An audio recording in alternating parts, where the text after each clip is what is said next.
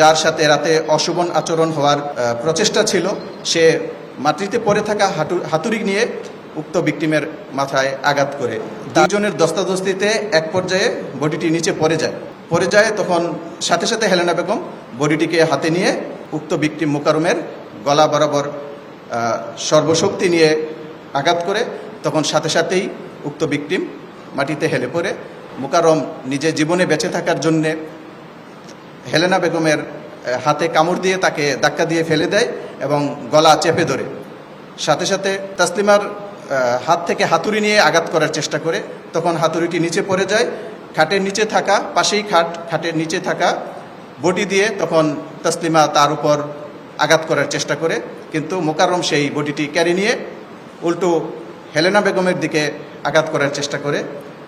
তখন দুইজনের দস্তাদস্তিতে এক পর্যায়ে বডিটি নিচে পড়ে যায়। তখন সাথে সাথে হেলেনা বেগম বডিটিকে হাতে নিয়ে উক্ত ভিকটিম মোকাররমের গলা বরাবর সর্বশক্তি নিয়ে আঘাত করে। তখন সাথে সাথেই উক্ত ভিকটিম মাটিতে হেলে পড়ে।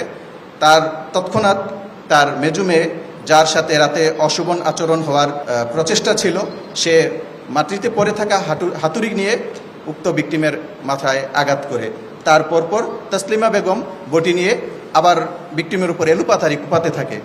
এরই ধারাবাহিকতায় কিছুক্ষণের মধ্যেই তার মৃত্যু নিশ্চিত করে ডেড বডিকে তারা তাদের ওয়াশরুমে, যে অ্যাটাচ বাথরুম আছে, সেই এক রুমের বাসা, তার সাথে একটা বাথরুম এবং একটা রান্নাঘর রয়েছে, ওখানে নিয়ে যাওয়ার পর তারা সবাই মিলে বাসার রক্ত ধুয়ে মুছে পরিষ্কার করে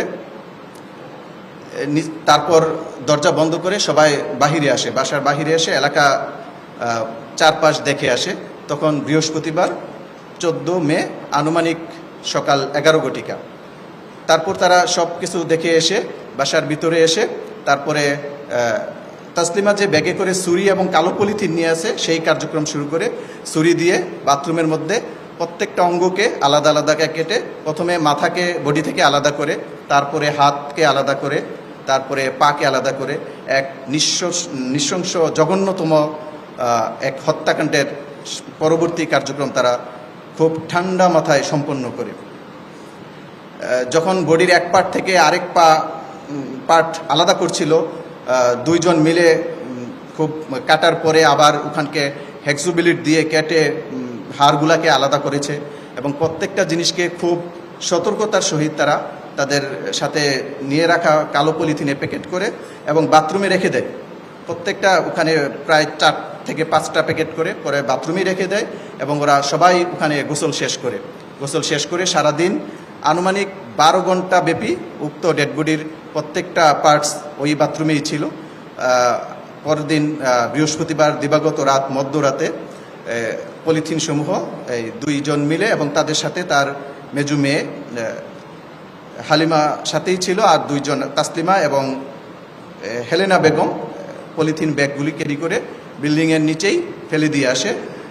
মানুষ যেন তাদের উক্ত ভিকটিমকে চিনতে না পারে, সেই হীন উদ্দেশ্যে তার বডি থেকে আলাদা করা দেহকে ক্ষতবিক্ষত করার চেষ্টা করে এবং শুধুমাত্র মাথাটাকে আলাদা করে আলাদা পলিথিনে করে বাসা থেকে প্রায় 1 কিলোমিটার দূরবর্তী স্থানে ফেলে দিয়ে আসে, যা গত রাতে আমরা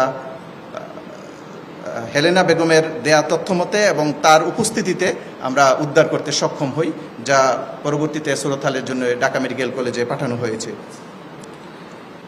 আমরা ঘটনার সাথে ব্যবহৃত উক্ত হত্যাকাণ্ডে ব্যবহৃত বডি, হাতুড়ি, হেক্সোব্লেড উদ্ধার করতে সক্ষম হই। অলরেডি জিনিসগুলো আপনাদের সামনে এখানে ডিসপ্লে করা আছে। তাদেরকে আইনের আওতায় নিয়ে আসার জন্য প্রক্রিয়া চলমান রয়েছে। 2 জন আসামি আমাদের হাতে আছে এবং অন্যজনকে ধরার জন্য অভিযান চলমান রয়েছে।